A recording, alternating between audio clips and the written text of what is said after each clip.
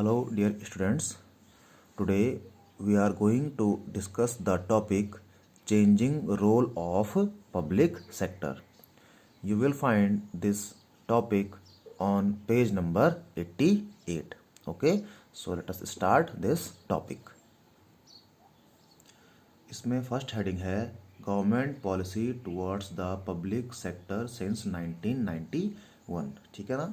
तो 1991 में क्या हुआ, गवर्नमेंट ने न्यू इकोनॉमिक पॉलिसी निकाली। ठीक है, जिसके तहत कुछ रिफॉर्म किए गए इंडियन इकोनॉमी में। ठीक है ना। तो जो ये न्यू इकोनॉमिक पॉलिसी थी, इसमें 4 मेजर रिफॉर्म किए गए।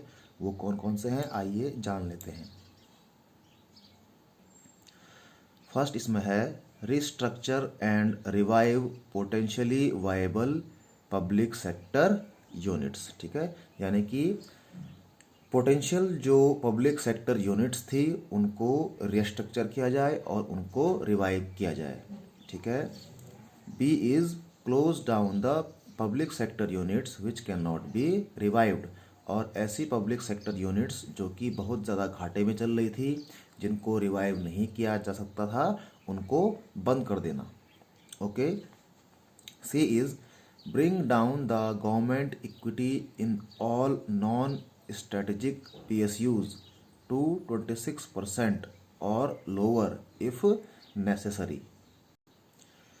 और सी कह रहा है जो non strategic public sector units हैं उसमें गवर्नमेंट की इक्विटी को, यानी कि गवर्नमेंट के शेयर को 26% तक कर देना या 26% से भी कम कर देना। Non strategic public sector units में आपके आते हैं power distribution units and electricity distribution companies. Okay. And fourth is fully protect the interest of workers, यानी कि जो वर्कर्स हैं उनके हितों की रक्षा करना। ठीक है। तो 1991 की जो ये न्यू इकोनॉमिक पॉलिसी थी उसमें इन 4 चीज़ों पे फोकस किया गया। ओके। अब ये जो 4 चीज़ों पे फोकस किया गया था उसको लागू करने के लिए कौन कौन से स्टेप्स गवर्नमेंट ने लिए, आइए उनको जान लेते हैं। First is the reduction in the number of industries reserved for public sector from 17 to 8 and then to 3।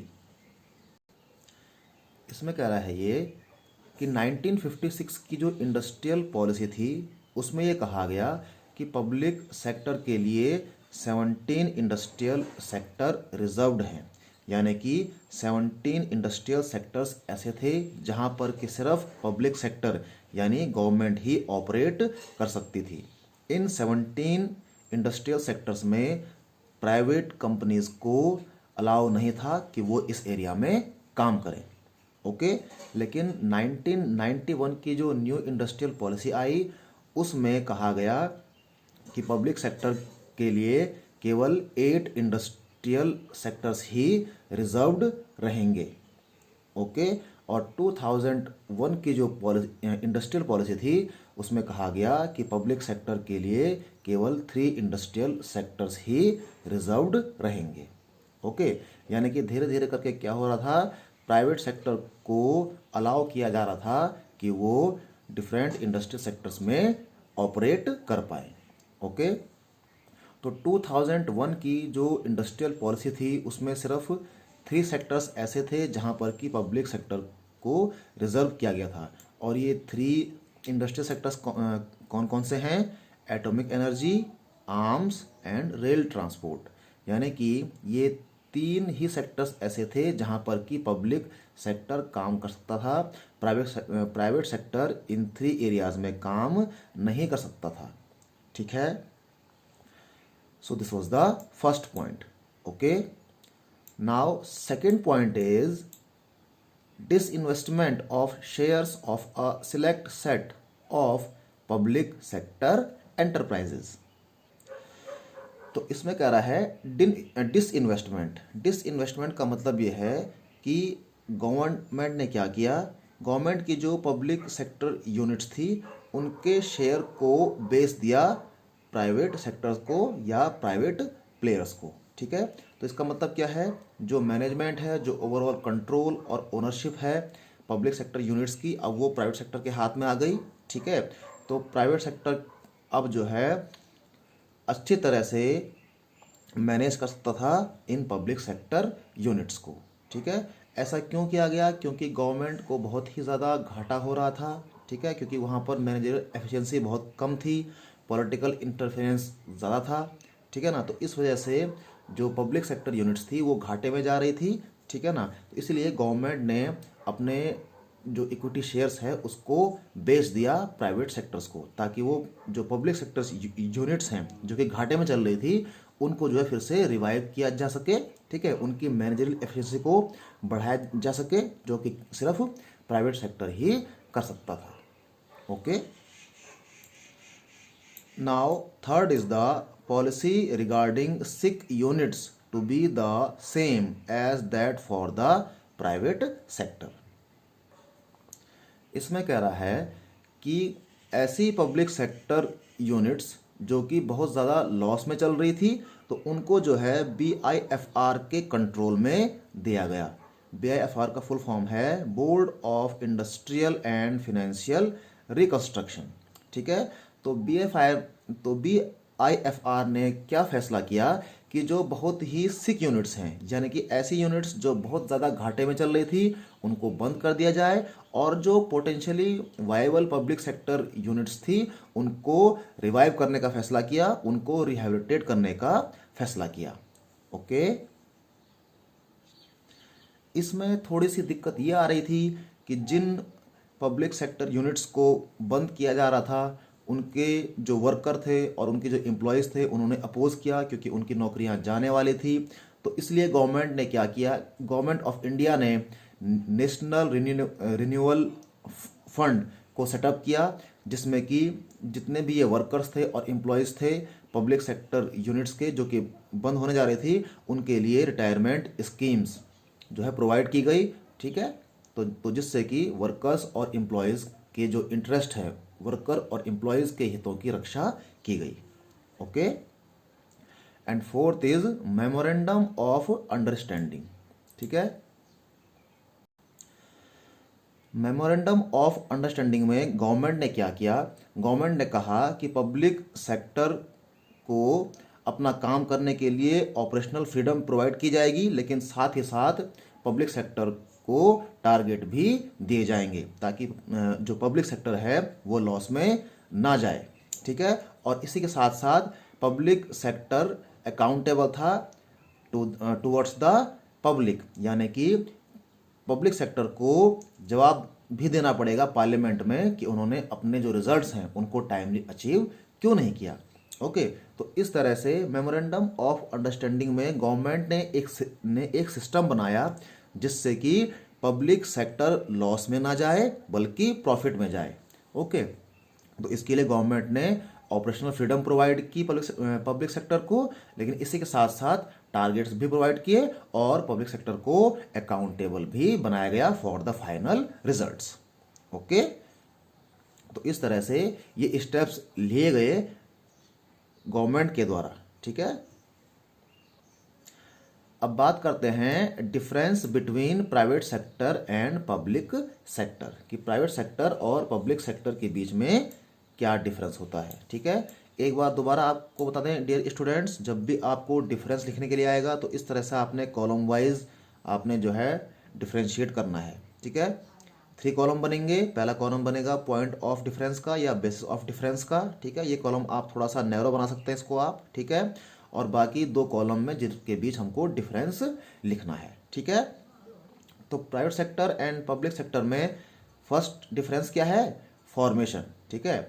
तो प्राइवेट सेक्टर के केस में क्या होता है, प्राइवेट सेक्टर के केस में अगर आप कोई भी इंटरप्राइज को शुरू करना चाहते हैं, उसको फॉर्म करना चाहते हैं, तो ये एक बहुत ही लेंदी प्रोसेस है।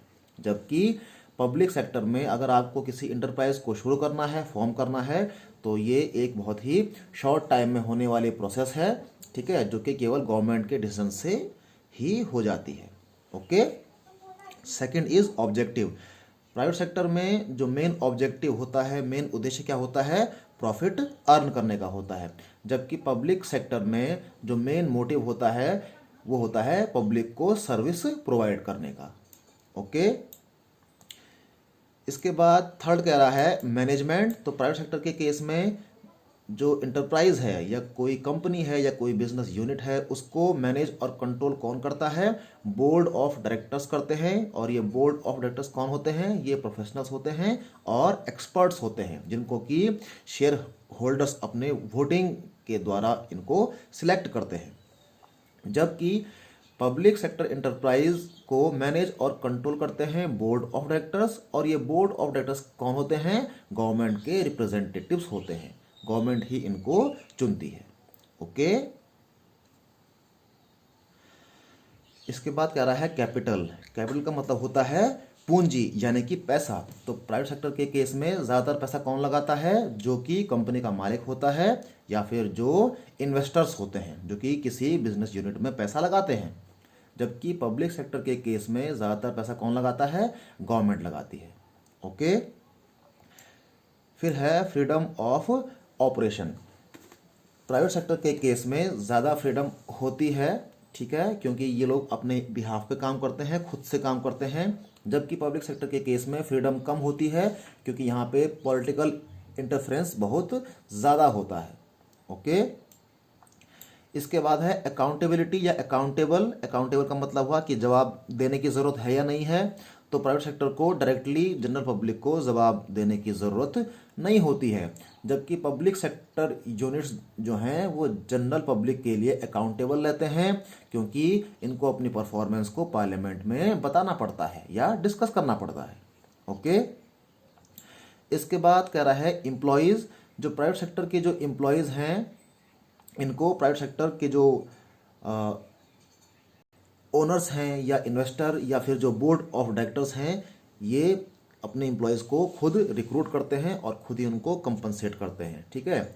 जबकि पब्लिक सेक्टर के केस में क्या होता है? पब्लिक सेक्टर के एम्प्लॉयज़ ये सिविल सर्वेंट्स होते हैं और गवर्नमेंट इनको अपने रूल्स और रेगुलेशन के अनुसार इनको सेलेक्ट करती है और उनको सैलरी प्रोवाइड करती है।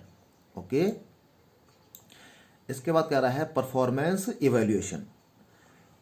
प्राइवेट सेक्टर के केस में परफॉर्मेंस इवैल्यूएशन किस बेस पे होता है? इकोनॉमिक गेन के बेस पे। यानी कि प्राइवेट सेक्टर की परफॉर्मेंस इस बात से इवैल्यूएट की जाती है कि इस प्राइवेट सेक्टर यूनिट को कितना प्रॉफिट हुआ है, कितना फ़ायदा हुआ है इन टर्म्स ऑफ मनी। जबकि पब्लिक सेक्टर की जो परफॉर्मेंस है वो जो है इकोनॉमिक गेन के साथ साथ जो है नॉन इकोनॉमिक इश्यूज़ पे भी डिपेंड करती है। नॉन इकोनॉमिक इश्यूज़ का मतलब ये है कि कितनी सर्विस जो है जनरल पब्लिक को प्रोवाइड की गई। ओके, सो डियर स्टूडेंट्स, इस तरह से ये जो डिफरेंस है ये भी हमने कर लिया है, ठीक है। तो इस लेक्चर को भी आप ध्यान से सुन लीजिए और समझ लीजिए और आप इसको याद भी कर लीजिए। ओके, और यहाँ पे changing role of public sector ये टॉपिक भी इम्पोर्टेंट है, इसको भी आप याद कर लीजिए। Okay, thank you.